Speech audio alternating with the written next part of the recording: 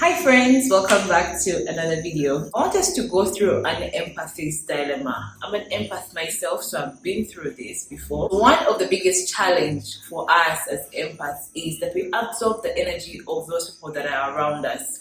And we tend to not realize how this can be triggering for our mental health. If you're an empath, you're going to realize that you take on so much of other people's emotions and other people's issues and you make them your own in a way. And for me, this started out as a teenager. So I had a single mom, and I remember she was taking care of me and my cousins. Sometimes it would be really, really hard on her to have to kind of juggle all the financial responsibilities. Now, as a child, of course, I felt very helpless because I couldn't help her financially. I didn't have a job. And instead, what I did was worry. Like, I worried so much, almost like I felt like if I worried hard enough, I was kind of helping to get a solution. You get it? And then when I didn't do anything about it, I just felt like probably I'm not helping out at all.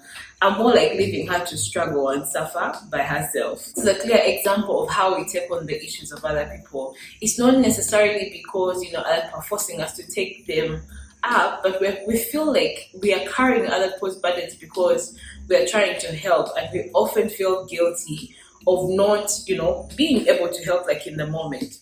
That's why I'm actually making this video today, because I want to encourage you out there who has been in this situation a number of times, like with different scenarios, for you to feel encouraged to make a shift in your life so that you can be able to support the people that are around you without having to mentally drain yourself, or to find coping mechanisms. Even when you can't support people, you'll be able to deal with the emotions and not necessarily make them your own. How have I been able to kind of distinguish other people's problems or issues or emotions from my own? Firstly, distinguish between what other people are feeling and what you are feeling. Now, when you label the feelings in general, it's easy to carry them as your own. For instance, if I come and speak to you about something and you think about how sad it must be for me at the time, you're definitely going to be thinking, you know what, this is so sad, and then that is going to also become your emotion. Instead, what you should do is distinguish between what I am feeling. For instance, Flash is feeling sad right now. Flash is feeling frustrated. Flash is feeling disappointed. And when you think about it in that way, instead of just carrying the emotion inside you, you're going to start thinking in terms of solution. Okay, she's feeling frustrated right now. How can I be able to support her? How can I be able to, assist her or to help her get out of this mode? That's how you can slowly start to separate your emotions and other people's emotions. Another way you could be able to approach this is try to have a logical approach to how you support the people around you. For instance, if you're an empath, it is very easy for your first response to always be supporting people from an emotional point of view. So you feel like you have to sympathize with them, identify with what you're feeling, but that's not always what people are looking for when they come and speak to you about their issues. But when you think logically, you're going to think in terms of solutions. So think, okay, what does she need in the moment? How can I be able to support her? Am I the right person to even support this person? Or do I need to get in touch with someone else? If I come to speak to you, you may not even have the means to help me at the time, but you could be able to direct me to a friend or a therapist, like someone who can give me the help that I need in the moment. And I think logically, sometimes you may not necessarily have all the answers to yourself. And I think it's okay for us to use the internet to help us to find solutions to problems. You could literally Google like how to help someone, get unstuck, how to help someone get out of like a heartbreak, something like that. You're always going to find like actionable ways to help the person that has come to you for support, instead of internalizing all those emotions and making them your own. Now, this is where sometimes we find it so challenging. You have to be aware of codependent relationships, and that leads you to not being able to say no when you can't be able to take up more than what you can handle at the moment. For instance, a friend of yours can come to you when you're feeling heavy, when you also have a lot of stuff like bottled inside. And I think it's okay. We should give ourselves that permission to just, communicate clearly, like, you know what? right now I'm not really so well emotionally. I'm not able to take on all this.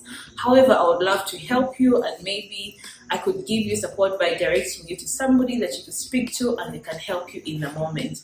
Don't take on more stuff that you cannot handle in the moment. And if you're feeling, low, communicate that. Slowly practice. Some of us find it hard to say no to the people that we love. Practice gradually how to be able to say, you know what? Right now, I'm not able to.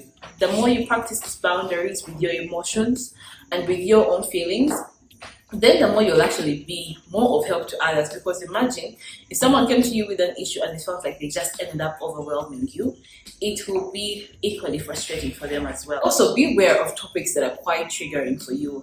You might have situations that you've gone through before that every time someone talks about that same situation, it really triggers your own emotions and it just brings everything back to the surface. And it should be okay for you to say, you know what, this topic is quite triggering for me. It could be topics about grief, it could be topics about heartbreak, it could be topics about violence and maybe molestation, like very sensitive issues that you haven't dealt with emotionally. Because when you have undealt with emotions, if someone talks about it, it's definitely going to go up.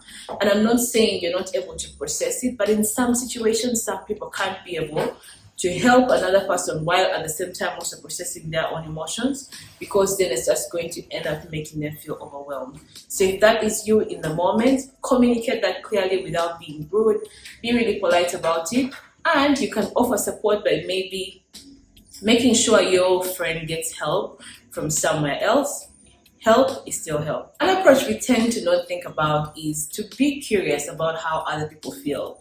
Because we are emotional beings, we tend to think about everything emotionally. Someone comes to you with a situation and the first thing is, think about, oh my God, how do they feel? But you're not going ahead to think about what is causing them to feel that way. Like, you need to think about this comprehensively. What is causing them to feel that way? Is it because of something they've been through before that is triggering them? Is it because probably in the moment they were already feeling down and this is just only adding on to their frustrations? Instead of just thinking, oh my God, this person is sad, this person is frustrated, this person is tired. Just think broadly as to what could be causing them to be thinking about that. And sometimes the issue they're coming to you with is not necessarily what is causing those emotions. So it could be other factors around them, and then this thing happens. So the more you think about what the other person is feeling, you're not necessarily going to focus on your own emotions, but instead you're going to be focused on, okay, these are the issues around. And then eventually you'll find that it will be easier for you to find a solution for that person rather than just thinking, well, I think they're just sad. You get it? Instead of generalizing their emotions, think deeper, think broadly when it comes to how other people are feeling or what they're struggling with. Lastly, I think the most important thing is learn how to take care of yourself and to take care of your emotions. As empaths, it's very easy also for us to have our own undealt with stuff that we keep inside. And as I mentioned earlier, this is going to always make it hard when people come to you with different things. You're going to find it triggering because it's like a wound. Someone is just digging into the wound that you already have existing inside yourself. So what you can do is take care of your emotions, take care of your heart. If you need help, make sure you get the help that you need, instead of always, just keeping stuff like on the inside and feeling like it's a badge of honor if you hold those heavy emotions within yourself. And also, if you find yourself taking on other people's emotions, if these are people who are close to you, the people that you love and care about, you can find ways to communicate it to them in a way that is not going to be, very disrespectful. Just communicate that, I actually feel responsible for you feeling this way. And the more you talk through it with them, you're going to realize that it's nothing about you. You're just feeling sad or bad that they're going through that situation, but it's not necessarily because you can't help in the moment. Okay? Overall, gaining your emotional independence is going to be based on how intentional you are on the process of making sure you can deal with your emotions very well and also offer support to other people without necessarily carrying their burdens onto themselves. So I hope these tips really help you out into just thinking about how you can be able to guide yourself a little bit and how you can be able to take care of your emotional health in a way that is healthy for you. I hope this video was helpful, and if it was, please leave me a comment because I would also like to know. And most especially, I would like you to stick around because I make more videos like this just to help young people and young women just kind of make the best of the lives that they're living right now. And if you would like to be a part of this community, make sure that you subscribe and stick around for more content such as this. Thank you for watching. Until the next video.